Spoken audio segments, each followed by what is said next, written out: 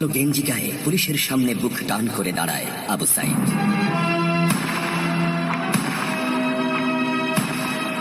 Police তাকে রক্ষা করার বদলে গুলি করে।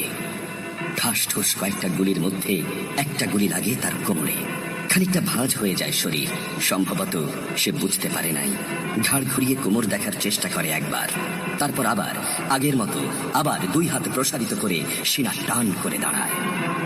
ডান হাতে ছোট্ট একটা লাঠি। বিশ্ববিদ্যালয়ের প্রধান ফটকের পাশে বেশ কয়েকজন পুলিশ, হাতে রাইফেল, রাইফেলের তাজা গুলি, আবার গুলির শব্দ।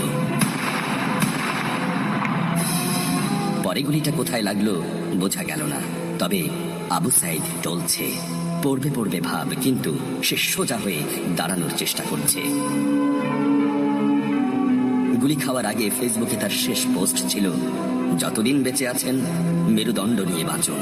সেজন্যই হয়তো গুলি খাওয়ার পরও সোজা হয়ে দাঁড়াতে চাইছিল, কিন্তু পারছিল না। আবু সাইদের মেরুদণ্ড সোজা থাকলেও শরীরটা মাটির দিকে ক্রমশ ঝুলে পড়ছিল। সবুজ জামা পরা বন্ধু এগিয়ে আসে, পুলিশের গুলির ভয় ডর পাশে রেখে আবু সাইদকে ধরে। আরো দু একজন আসে, আবু সাইদকে হাসপাতালে নিতে হবে। আবু সাইদ হাঁটতে পারছে না, শরীর ছেড়ে দিচ্ছে। 4-5 জন হাত পা ধরে শূন্যে তোলে।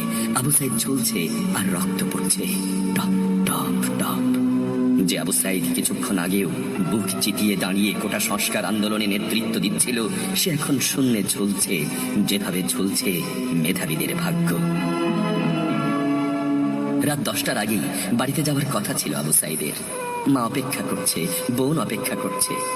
তখনও তারা জানে না আবু সাইদের মৃত্যু সার্টিফিকেট লিখছে কর্তব্যরত ডাক্তার। নাম আবু সাইদ, পিতা মকবুল, ঠিকানা বাবনপুর, পীরগঞ্জ, রংপুর। বয়স 25। মৃত্যু কারণ আগমনের সময় মৃত্যু। তারিখ 16/7/24, রাত 8টা 5 minute. Serial number 240434, Rangpur medical college হাসপাতাল। পরিবারের একমাত্র শিক্ষিত ছেলেটা খুন হয়ে গেছে।